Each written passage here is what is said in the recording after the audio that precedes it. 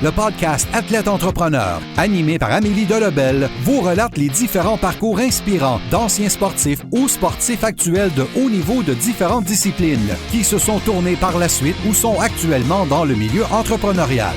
Des entrevues et reportages qui sauront vous motiver à atteindre votre plein potentiel. Le podcast Athlète Entrepreneur, des cheminements à découvrir.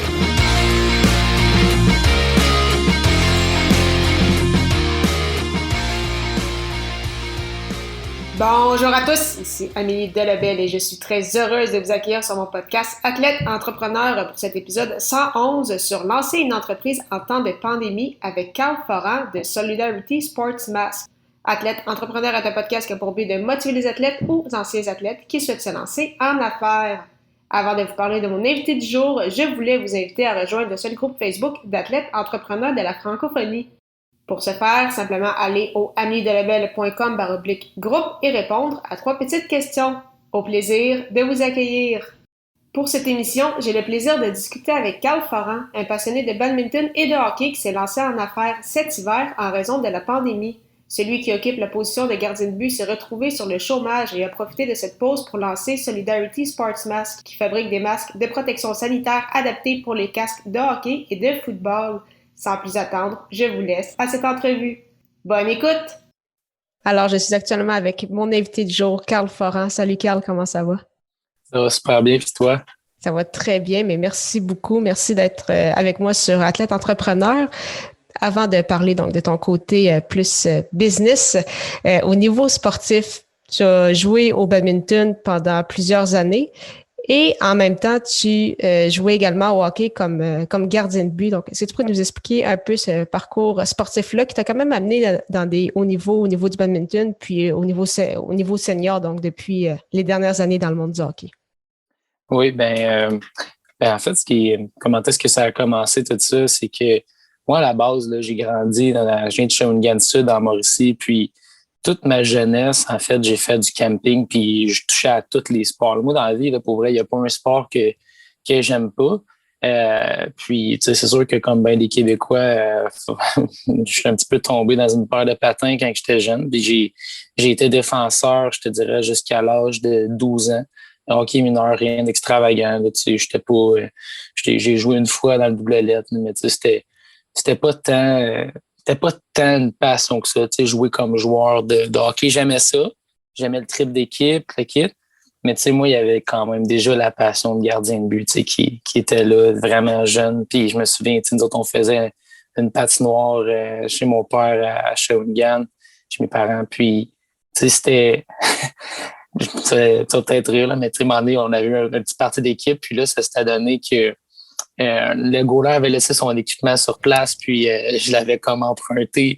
Puis, puis là, écoute, la piqûre est venue. Je me souviens, le plus beau cadeau que mon père m'a fait en termes de matériel qu'il a pu me donner dans la vie, c'était une vieille paire de jambières, tu sais, de Jacques Plante, tu sais, dans ces couleurs-là. Puis, écoute, c'était brune, je les ai coloriées, je les ai mis des milliers de fois, ces jambières-là. Mais j'avais jamais joué un seul match, en fait, dans compétitif au hockey, tu sais, parce que pour vrai, une réalité que je pense que, tu sais, comme au hockey en général, le sport de compétition ou encore plus pour les goalers, c'est que ça coûte excessivement cher. Puis, fait que, tu sais, moi, j'étais resté un petit peu sur cet appétit-là, tu sais, de goaler. Puis, en même temps, moi, je touchais à plein de sports. Je touchais au tennis surtout. J'avais pas été aux Jeux du Québec, mais j'avais été à la Coupe Fédé, là, parce que c'était comme l'année qu'il n'y avait pas les Jeux du Québec. Quand j'avais 12 ans, tu sais, moi, je traitais bien gros là-dessus le tennis. Puis encore une fois, tu sais, chez nous, on n'était pas nécessairement la famille qui avait les gros moyens financiers, tu sais, puis c'est bien correct, là, mes parents m'ont donné tout ce qu'ils ont pu, puis moi, je vis très bien avec ça aujourd'hui. Ça pour dire que le tennis, ça aurait comme été trop cher, hein, qu'on te voit, tu sais, jouer à ça l'année, tu sais, dans des programmes spéciaux, puis tandis que là, quand j'étais arrivé au secondaire, là, tu sais, j'étais comme un petit peu, je tripe sur le tennis, mais là, il y avait le côté... hockey que c'était un petit peu plus sur le déclin, puis là, je cherchais quelque chose, puis là, c'est un peu de même qu'en secondaire 2, là, j'ai commencé à jouer au badminton, puis j'ai eu la chance d'avoir un excellent entraîneur, là, Donald Marchand, qui a formé plus de des dizaines, voire des centaines de champions provinciaux, nationaux là, dans sa vie, là, avec un petit bassin de population dans la Mauricie. Là. Puis, non, vraiment, là, tout un entraîneur. Puis, Fait que j'ai joué à ce sport-là. De l'âge de 12 ans jusqu'à l'âge de 24 ans. J'ai eu des finales au niveau provincial. J'ai eu la chance de jouer contre plusieurs personnes qui ont été même aux Jeux olympiques. J'ai déjà fini deuxième, tu sais, dans plusieurs tournois, là, au niveau provincial, même national. On avait déjà battu les troisièmes au Canada une fois, tu sais, puis c'était, euh, c'était vraiment cool, qui fait que, tu sais, mais en même temps, tu sais, moi, je vivais aussi certaines choses, tu sais, je te dirais, là, au secondaire, là, ça allait pas nécessairement super bien. Puis, tu sais, j'ai été rejeté un peu au secondaire, là, puis je finissais trop souvent deuxième, je te dirais. Là.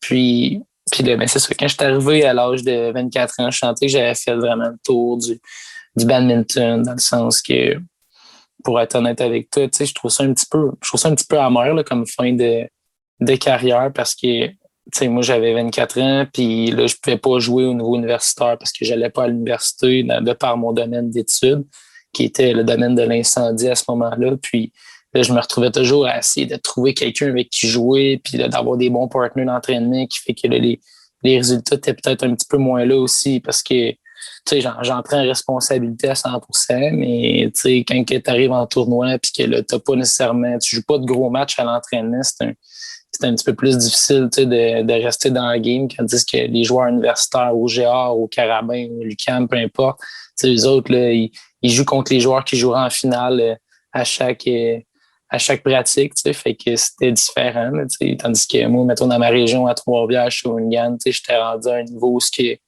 sais, je veux pas dire tout au-dessus de mes enfants ou quoi que ce soit, mais tu sais, c'était très, très, très, très, très rare là, que je perdais un set là, dans le coin set. Là. Fait que, ouais, c'est ça. Pour continuer la question, euh, j'ai à 24 ans, j'ai décidé d'arrêter le badminton, puis d'essayer de partir le hockey. J'avais encore cette idée-là, comme je disais tantôt, quand j'étais plus jeune, de partir puis de gauler. Fait que finalement, ben pour vrai, quand je décide de faire de quoi dans la vie, je fonce. Puis je suis parti, puis je venais d'avoir un retour d'impôt. Là, puis j'avais un bon montant d'argent à ce moment-là, assez pour m'acheter un équipement qui avait de l'allure comme goaler. Fait que je suis parti, j'ai été au Hockey Lemay à Shawinigan, puis j'ai été m'acheter ce que ça prenait, puis avec plusieurs petits morceaux usagés, ça commence, puis là, ben, par la suite, moi, je voulais bien faire les choses. T'sais, pour vrai, j'étais vraiment dédié à vouloir jouer au hockey comme goaler. Le monde me prenait vraiment pour un fou parce que à 24 ans, là, il n'y a plus de Ligue junior majeure du Québec, il n'y a pas de Pee-Wee, Bantam, il n'y a plus de catégorie qui existe. Fait que, ce qui s'est passé, c'est que là, par la force des choses, que je travaillais tellement fort pour m'améliorer là-dedans, puis j'avais du plaisir, beaucoup, beaucoup. C'est que là, j'ai fini par rencontrer une personne qui s'appelle Antoine Dumoulin. Puis lui et son père, en fait, il y avait une équipe de hockey senior à Saint-Pierre-les-Béquets. Il m'avait dit, en tout cas, si tu veux venir faire le camp, moi, j'en demandais pas plus. Fait que, tu sais, j'arrive là, je remplis les papiers. Ah, c'est quoi ton plus haut niveau joué? Ah, j'ai joué à patinoire, moi, dans le fond. Puis, finalement, ben, là, j'ai fait l'équipe. Puis, c'était pas, ça n'a pas été les débuts les plus glorieux, là, ou quoi que ce soit, là, tu sais, dans le sens que, il fallait quand même que même si j'étais en forme puis que j'étais bon techniquement, que j'avais une bonne habileté avec ils appellent ça en anglais le tracking là, pour comme gardien de but. Parce que moi, au badminton, j'étais habitué de recevoir ça, là, des objets. Fait que c'est ça, j'ai quand même pu aller jouer mes premiers matchs là-dedans. J'ai eu des hauts, j'ai eu des bas, puis, puis par rapport à ça, ben, j'étais ils m'ont donné ma chance dans le sens de jouer mes premiers matchs. J'ai beaucoup de reconnaissance envers eux par rapport à ça. Mais à un moment donné, j'ai juste décidé de partir ma propre équipe. Puis il faut quand même dire aussi, comme qu'est-ce qui a été cool aussi la première année, c'est que c'était peut-être juste pour remplacer pour être deuxième, mais ma première année senior, je suis quand même fier de dire ça, que j'ai été remplacé senior 3 quand même. La deuxième année, ça a été... c'est ça, là, j'avais parti ma propre équipe de goaler, ma propre équipe de hockey senior. J'avais fait des démarches avec la Ligue, puis j'avais présenté ça au comité, on a été accepté. On avait parti le boom Hockey Lemay de Saint-Boniface. Puis là, c'est ça. Fait que là, je pouvais jouer plus de matchs, je mettais tout en place, on avait une bonne équipe. tu sais, là, j'ai eu des très, très bons matchs, là. Écoute, je suis juste content d'avoir pu faire ça. Puis là, ben, là, ce qui est arrivé avec la COVID. Puis, ben, là, c'est ça, tu sais, cette année, on peut pas jouer, là, mais fait que c'est un petit peu ça, là. Pour mon parcours dans le hockey, tu sais, j'ai vraiment, quand j'ai décidé de commencer à gauler, je me suis doté d'un excellent psychologue sportif, un bon préparateur physique. J'avais aussi des bons entraîneurs là, que je montais à Laval, par exemple. Chez Intense Hockey, moi, je viens de Trois-Rivières. Puis, tu sais, j'allais m'entraîner là-bas souvent. Tu sais, puis j'essayais vraiment d'être dédié là-dedans. Là. Ça ressemble à ça. Là. Quand tu commences quelque chose, c'est ça, tu prends tous les moyens pour réussir. Donc, c'était vraiment très intéressant. Puis, j'ai aimé aussi quand tu expliques un peu ton parcours dans le badminton, parce que tu as également voulu aider en acceptant, il y a quelques années, un poste comme entraîneur, donc comme entraîneur officiel, c'est ça, des Patriotes de l'UQTR, donc en badminton, qui avaient arrêté leur programme en 2005, voulaient le repartir, si ma mémoire est bonne, en 2013. Donc, tu as accepté cette offre-là. Comment ça s'est déroulé, justement, ce parcours-là? C'est de rebâtir, justement, un programme de badminton dans une université. Tu t'as répété l'expérience au niveau hockey senior quelques années plus tard, mais comment ça s'est passé au niveau du badminton? Ben, en fait, c'est une excellente question. Puis, tu sais, en toute transparence, tu sais, je remercie beaucoup, tu sais, les gens à l'époque, là. Il y avait un étudiant qui avait voulu repartir le badminton. Le badminton avait quitté de mémoire en 2005 la dernière fois à l'UQTR, puis il n'y avait pas eu d'équipe, tu sais. Puis, tu sais, il y a une réalité, en fait, là, avec les athlètes là, qu'on produisait. On produisait vraiment des bons athlètes là, de badminton là, dans la région, de par Donald Marchand, qui était une machine à créer des bons joueurs. Là, tu sais, je te dis, ça part tout de lui. Là, c'est fou. Puis, on a de la misère aussi quand même à garder les joueurs en région. Puis, on n'avait pas nécessairement la meilleure équipe, mais il y avait des gens qui étaient dédiés à faire ça, à partir le club. Est-ce qu'on était prêt, mettons, à avoir un club universitaire à Trois-Rivières? Tu sais, honnêtement, je suis pas certain. Tu sais, moi, en fait, là, quand je suis arrivé là-bas, là, moi, je veux gagner dans la vie. Puis, j'avais l'impression, tu sais, j'étais vraiment dédié, tu sais, puis j'ai peut-être été trop intense, tu sais, puis c'est des choses qu'aujourd'hui, tu sais, je suis capable de dire avec du recul, tu sais, que c'était toutes des bonnes personnes qui étaient là. Mais est-ce qu'ils étaient prêts à vouloir faire qu'est-ce qu'il fallait pour entrer dans ma vision de vouloir gagner au niveau universitaire, d'être une équipe compétitive? Ils ont fait le maximum, mais je suis pas certain que c'était comme tant dans leur objectif d'être dans un pattern de s'entraîner puis de mettre, exemple, 15 à 20 heures dans ton sport par semaine, comme que, par exemple, qui est fait à l'Université Laval ou au Carabin. Puis c'est sans dénigrer personne ou quoi que ce soit.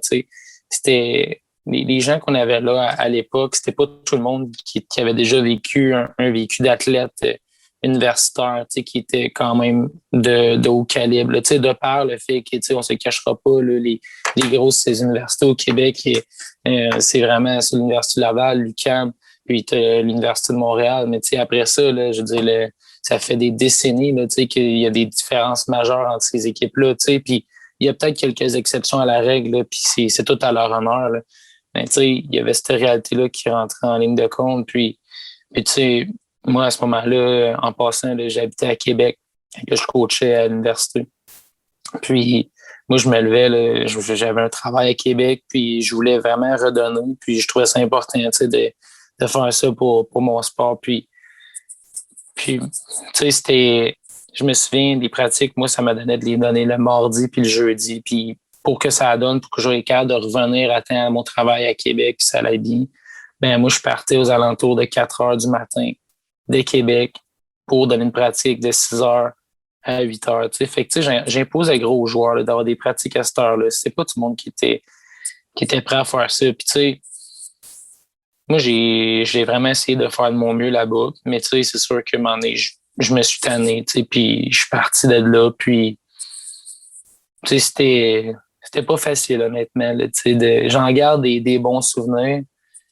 Mais j'ai des choses que j'aurais fait différemment. J'ai beaucoup appris, je te dirais, là-bas. Puis, justement cette expérience-là avec les Patriotes, avec ton équipe de hockey senior, est-ce que tu penses que ça t'a aidé justement pour la création de ton entreprise qui s'est déroulée il y a quelques mois à peine? Donc, bien évidemment, en raison de la pandémie, ça a des différentes répercussions suite au chômage. Tu as effectivement l'air d'une personne qui aime ça avoir des projets, donc c'est sûr que tu n'allais pas rester chez vous à rien faire pendant plusieurs mois.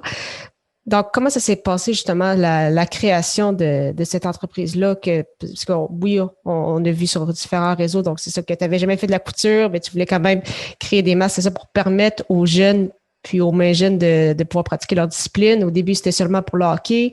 Là, maintenant, tu t'es enligné vers aussi pour les masques de football, donc pour permettre aux joueurs de football de pratiquer leur discipline. Donc, comment tout ça, ce projet-là a vu le jour, l'idée du nom, pour justement trouver les distributeurs, donc toute l'histoire derrière cette entreprise-là? Ouais, ben c'est une excellente question. Puis moi, je pense que dans la vie, là, chaque action qu'on pose, c'est une pièce du puzzle pour un objectif quelconque qu'on veut atteindre. Puis tout ce que, mettons, j'avais vécu comme adversité, là, on n'est peut-être pas nécessairement rentré beaucoup dans les détails aujourd'hui, là, mais honnêtement, j'ai eu beaucoup d'adversité dans ma vie, là, que ce soit au secondaire, que ce soit dans le badminton, puis je vivais beaucoup d'insatisfaction personnelle, moi, depuis très, très longtemps, là, que, j'étais comme vraiment dans une mentalité de je suis pas satisfait, genre, puis un des éléments clés, là, je te dirais, qui m'a aidé à mettre au monde, la compagnie Solidarity Sports Mass, puis, comme que ça, avoir des succès comme dans le hockey, puis, dans ma vie, ça a été la rencontre avec Jonathan Lelièvre, qui est un psychologue sportif du côté de Gatineau. On a beaucoup, beaucoup travaillé ensemble. On a eu plusieurs dizaines de consultations quand même, là, fait que ça a fait une différence le jour où ce que pour vrai, il m'avait fait faire un travail. Il m'avait dit, Carl, là, on faisait un module ensemble, là, c'était comme sur la différence entre la confiance en soi puis l'estime de soi. Puis moi, là, j'avais confiance en mes moyens dans la vie, en mes aptitudes, que je savais que j'avais un bon smash, que j'étais quelqu'un qui frappait fort dans les sports, qui était en forme, qui était ambitieux, qui était persévérant, puis tout. Mais au niveau de l'estime de soi, c'était vraiment quelque chose où j'avais de la misère à me dire des qualités. Mais je savais que j'étais ambitieux, je savais que j'étais persévérant, je savais que je lâcherais pas. On dirait, je savais que je pouvais avoir du succès dans quelque chose dans la vie, dans cette petite voie-là, même si ça allait pas... ça allait pas nécessairement tout le temps bien, puis que je pouvais me faire traiter de tout et non au secondaire pour un paquet de raisons, puis j'étais pas capable de me dire Carl, t'es une bonne personne. Puis pour vrai, en faisant ce travail-là, je t'ai dit, là, si on regardait là, comme la date que j'ai fait cet exercice-là, puis qu'est-ce qui m'est arrivé par la suite, je t'ai dit, ça a tellement été magique. Puis je pense que tout le monde, on n'a pas nécessairement cette fondation-là, mais d'avoir cette fondation-là, que peu importe qu'est-ce qui arrive, tu crées, moi, Carl, tu sais quoi? Je suis une bonne personne, je fais de mon mieux. Fait que, après ça, tu peux totalement te dégager du résultat puis focuser vraiment sur qu'est-ce qui va te donner du succès maintenant puis être dans un processus pour réussir ça. Puis moi, ça a vraiment été ça, la première étape. Puis, ensuite, c'est sûr que là, je vivais de l'adversité et encore, je venais de perdre mon emploi. Là, je travaillais. En fait, j'ai comme eu un changement d'emploi avant la pandémie. Puis, j'ai travaillé dans le domaine du transport adapté où j'aime beaucoup les gens puis aider dans la vie. J'ai fait ça pendant les 2 dernières années. Puis juste avant de partir sur le Sportsman, je travaillais dans un magasin de hockey. Notre commanditaire pour l'équipe de hockey senior, le hockey Lemay à Shawinigan. Moi, je vendais du stock de goalers, j'aimais ça. Là, quand on est tombé en zone rouge, je me suis retrouvé sur le chômage. Puis, c'est ça. Fait que, comme bien des moments dans ma vie, je pourrais de rester à rien faire, puis il fallait que je fasse de quoi. Fait que, c'est ça. J'étais assis exactement ce que j'étais assis avec toi, Amélie. J'avais mon crayon, puis mon cahier, puis je réfléchissais. Je me souviens, j'étais en Zoom avec mon ami Jérémy Manceau, puis il me trouvait fou. Je disais, après, qu'est-ce que tu parles de ça? Faire des masques, tout pour le hockey, puis tout. T'sais, moi, j'étais un petit peu au courant, qu'il y avait d'autres compagnies qui s'apprêtaient peut-être bien sortir ça, puis ces choses-là. Puis là, je réfléchissais, puis une grosse réflexion profonde par rapport à ça. Puis là, je sortais des noms, puis là, j'étais là, bon, OK, là, comment qu'on peut faire? Puis là, le slogan, nous autres, c'est « Je le porte pour nous, I wear it for us ». Puis là, je voyais déjà comme un brand en arrière de ça. Puis, c'était tellement trippant parce que, c'est de la folie, c'est de la création à l'état pur. Puis, tu penses... Mais tu sais, moi, en ce moment-là, si on recule avant, genre, j'aurais peut-être pas été capable de croire assez en moi pour comme croire que tout ça, c'était possible. Puis, fait que là, je suis là, puis Solidarity Sports Mask. Là, je l'écoute sur Google parce que tu peux comme faire le micro, là, puis ça te dit là, qu'est-ce que t'as traduit, là. Puis là, je suis en Solidarity Sports Mask. Ça sonne bien, ça sonne bien. Puis là, je parlais avec mes amis, fait que là, ça a parti de même. Puis là, je suis parti, j'ai été m'acheter après ça une machine à coudre au Canadian Tire. J'avais jamais fait de couture de toute ma vie. J'ai pogné à moins cher. Puis,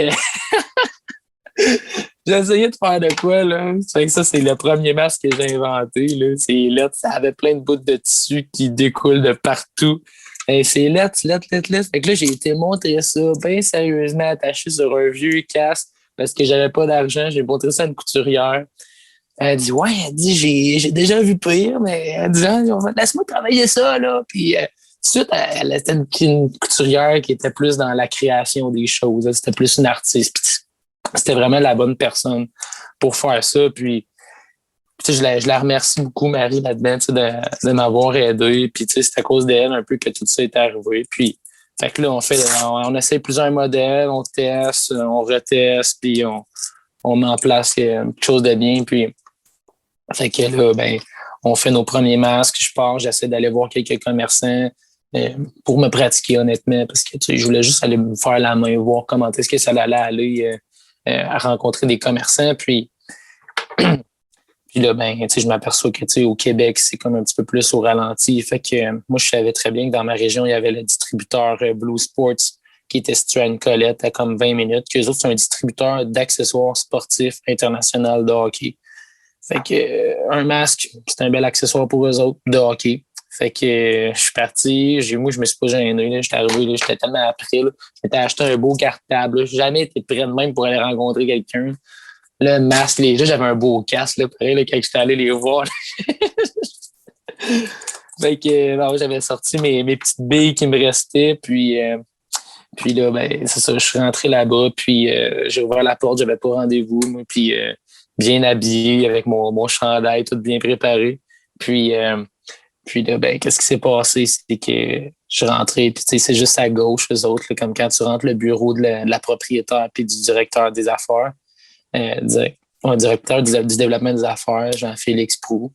Puis là, c'est ça, là, tu sais, comme on va y arriver, là, c'est nice, là, tu sais, puis là, comme le directeur est comme, c'est cool, hein, c'est nice. Puis là, comme là, la propriétaire, elle se lève, puis là, elle arrive, puis c'était vraiment magique, parce qu'elle arrive, elle touche comme ça, comme à mon masque, puis elle dit, elle dit, c'est vraiment cool, ça, elle dit, j'aime ça, elle dit, tu prends rendez-vous avec tout de suite, là, comme, puis là, comme ça, on s'est rencontrés un mardi.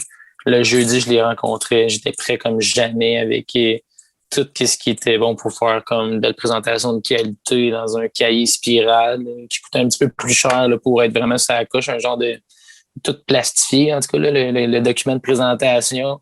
Puis là, c'est ça. Qu'est-ce qui s'est passé? C'est qu'on a signé ensemble le jeudi, puis là, ça a parti. La première semaine, on a vendu 600 masques du côté de la Saskatchewan parce que le port du masque sur la glace devenait obligatoire. La deuxième semaine, c'était 750 masques qu'on vendait du côté du Michigan parce que là aussi, ça devenait obligatoire. Puis la troisième semaine, on vendait 4200 masques du côté du Minnesota. Écoute, tu sais, ça a été tellement des ups, tu sais, tout ça, là, tu sais. Puis là, il se passe tellement de mouvements, là, je veux dire, tu t'essayes de, tu sais, t'es à côté avec 3 couturières à temps plein, comme qui font 750 masques en une semaine, puis tu les exploites quasiment, mais tu veux pas. Là, c'est tellement c'est une main-d'œuvre qui est d'expérience, là, bien poliment. Là. C'est ça. Puis là, après ça, pour vrai, là, comme quand on a eu notre gros contrat au début, on avait 24 personnes qui travaillaient. Fait que bien fier de ça. Ouais. Alors, ça quand même, c'est ça, grossit très rapidement. Là, tu as appris un peu, comme on dit, sur le top. C'est ça, tu n'avais jamais fait ça, mais tu avais compté entrepreneur, donc tu savais un peu où aller, tu connaissais le milieu du hockey. Puis là, pour le football, parce qu'actuellement, c'est ça, c'était beaucoup pour les masques de hockey. Là, comment ça fonctionne pour le football? Est-ce que c'est quelque chose de différent? Est-ce que c'est un milieu que tu connais un peu moins? Puis est-ce qu'il y a d'autres choses qui s'en viennent aussi en lien avec ça? Oui, en fait, premièrement, avec le football, là, ce qui a été vraiment cool, c'est que j'avais déjà dans la tête de faire une masse de foot après le hockey, mais sais, comme quand on a eu notre certain buzz qu'on a vraiment été chanceux d'avoir dans les médias, là, tout de suite, la communauté de football m'a écrit. Et j'ai eu Francis Larivière, qui est quand même il est le gérant d'équipement du Collège André Grasset, qui a d'ailleurs il a refusé un emploi avec les Alouettes de Montréal comme gérant d'équipement. Fait que, il connaissait bien les casques, connaissait vraiment tout. Puis, on a travaillé. Et aussi, j'ai eu la chance de rencontrer Martin Bédard des Alouettes de Montréal, qu'on a fait des Zooms ensemble. Puis, c'était bien drôle d'essayer de concevoir des casques avec comme plein de gars qui connaissent pas vraiment la couture, mais qui connaissent le football puis les besoins. Fait que, puis là, j'avais comme ma couturière, Marie, qui était là pour le casque de hockey. Puis on faisait des tests, puis ça. Puis là, je parlais avec Glenn Constantin, du Rouge et Or un petit peu de mon projet. J'ai parlé avec François Dussault, du Cégep de Trois-Rivières, vraiment des experts là, du domaine respectif. J'ai eu la chance de parler aussi avec l'entraîneur de l'Université de Montréal, Marco Idelka, c'est son nom. Puis tu sais, comme vraiment le football, là, je leur lève mon chapeau. Là. Les autres, ils veulent vraiment leur retour dans leur sport. Puis ils m'ont tellement aidé là, tu sais, à tous les niveaux, là, que ce soit au niveau des contacts, au niveau de l'aide pour le masque, et m'aider à avoir des casques pour faire les fittings, puis faire les grandeurs pour vrai. Ouais, beaucoup de choses en lien avec ça. Puis, c'est quoi que tu planifies, c'est ça, pour 2021? Donc, continuer sûrement de grandir. Puis là, ajouter le match de football. Est-ce qu'il y a aussi d'autres choses qui s'en vont? Oui, ben ça, c'est cool. Là. C'est sûr que, comme je te disais un petit peu en introduction quand on se parlait tantôt, tu sais, je suis bien au courant que, tu sais, comme Solidarity Sports Mass, tu sais, c'est un peu comme quelqu'un, tu sais, qui a une maladie incurable, tu sais, qui, à quelque part, on sait qu'on... En tout cas, j'espère, c'est pour la dire, mais j'espère mourir. Là. J'espère que la pandémie va finir. Là, tu sais. Mais ça a l'air drôle à dire. Le gars, il veut fermer avec sa compagnie. Mais pour vrai, oui, je veux vraiment que ça l'arrête. Tu sais, moi, des masques, je veux pas nécessairement en faire pendant des années. En fait, si j'en fais, ça va pas bien dans le monde. Fait que, tu sais, en réalité, nous autres, qu'est-ce qu'on veut faire? Comme, moi, je veux pas vendre un masque. Je veux vendre une mentalité gagnante. Peu importe qu'est-ce qu'on va vendre dans le futur, il faut que les gens l'achètent parce qu'ils achètent le brand, ils achètent l'image, ils achètent l'histoire, ils achètent le fait que c'est des gens que eux doivent travailler en équipe. Solidarity Sports Mask, je veux faire appeler ça Solidarity Sports. Okay? Puis, comme, je veux que ça soit vraiment un brand. Tu sais, le logo, tu sais, en ce moment, Solidarity Sports Mask, le slogan, c'est I wear it for us. Mais tu sais, comme, c'est comme, quand tu achètes du Solidarity Sports, tu le fais pour t'es quelqu'un qui aide dans la vie, t'es quelqu'un qui prend soin des autres, t'es quelqu'un qui travaille en équipe, t'es un gagnant, tu penses que tout est possible. Puis c'est vraiment dans cette image de marque-là que, tu sais, je veux qu'on se positionne. Je veux qu'on se positionne vraiment dans la croyance de nos rêves. Puis tu sais, je pense que c'est quelque chose qui est important. Puis, tu sais, je veux transmettre beaucoup de transparence et d'authenticité. Parce qu'à quelque part, quand on n'a pas une communication absolue, on peut pas vraiment trouver des vraies solutions dans les choses. Parce que, tu sais, il y a tellement de gens dans la vie là, qui se disent un paquet de menteries puis qui essaient de trouver un paquet de fausses solutions à des enjeux. Tu sais, puis l'être humain, fondamentalement, je pense qu'il a peur un peu d'être rejeté. Mais, tu sais, dans le fond, il faut être authentique. Puis si t'es authentique, ben, tu peux, comme, c'est juste bénéfique pour tout le monde, tu sais. Fait que c'est un petit peu ça, le Solidarity Sports. Puis oui, une ligne de vêtements de protection avant-gardiste au niveau de potentiellement avoir une combine, ne serait-ce que pour le hockey complètement anti-coupeur. Il y a tellement des tabous dans les sports, là, encore une fois, on veut bien paraître, on veut bien ci, on veut bien ça. Puis au détriment parfois de notre santé. Là, je veux pas rentrer dans des débats de quoi la tête au hockey, mais moi, ça me dérange pas de le dire ça, je le pense totalement. Ça me rentre pas dans la tête que quand un joueur arrive du midget 3 puis qu'il rentre dans la Ligue junior majeure du Québec, décide d'ôter sa grille puis de porter une demi-visière alors qu'il va jouer avec des gars de 16 à 20 ans. Sous le prétexte qu'on va dire qu'on voit moins bien. Ça fait que ça, c'est vraiment des enjeux qui nous tiennent à cœur de ce côté-là.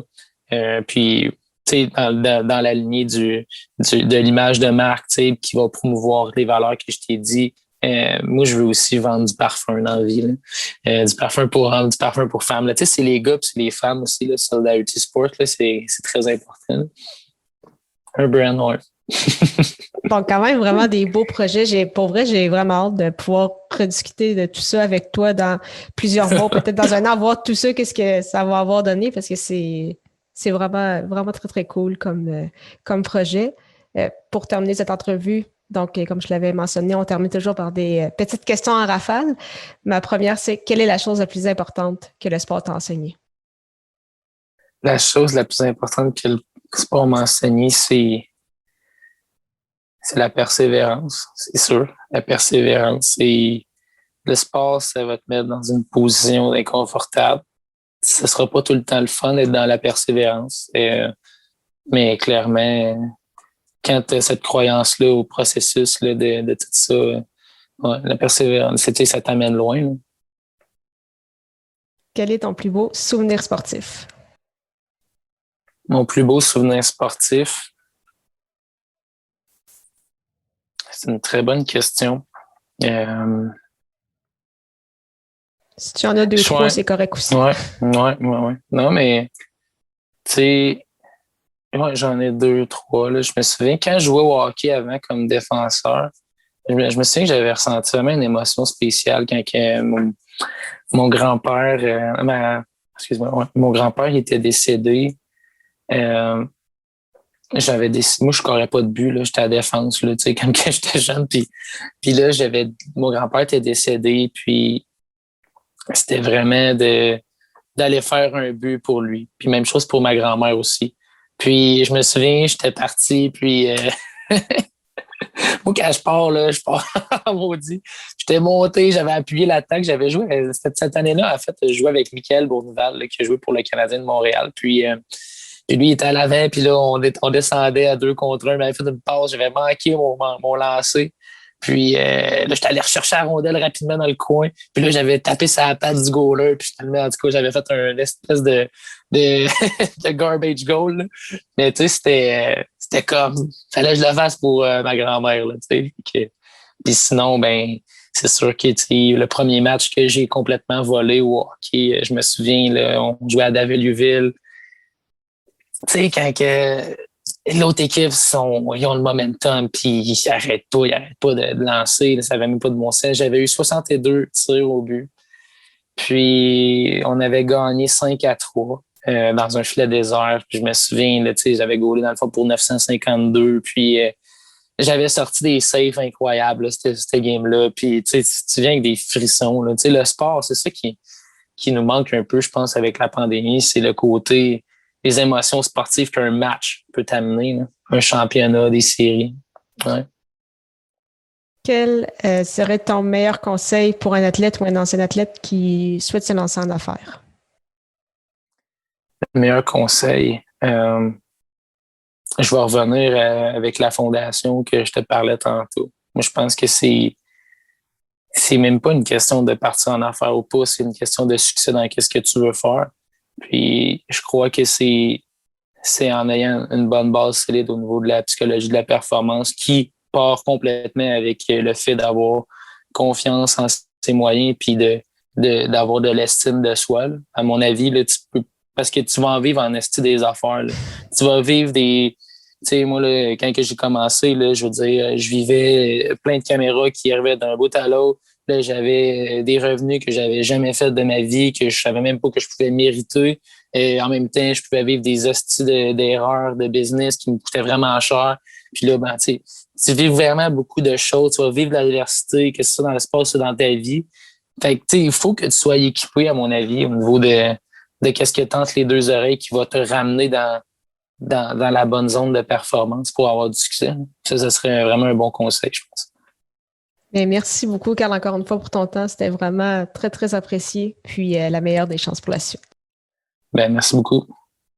Merci beaucoup encore une fois à Carl Foran pour son temps et en souhaitant que vous ayez apprécié ce 111e épisode officiel d'Athlète Entrepreneur. Si c'est le cas et vous pensez qu'il pourrait aider ou inspirer une personne de votre entourage, partagez-lui. Pour ceux qui ont déjà un podcast ou qui souhaitent en lancer un, je vous recommande l'hébergeur Blueberry que j'utilise également.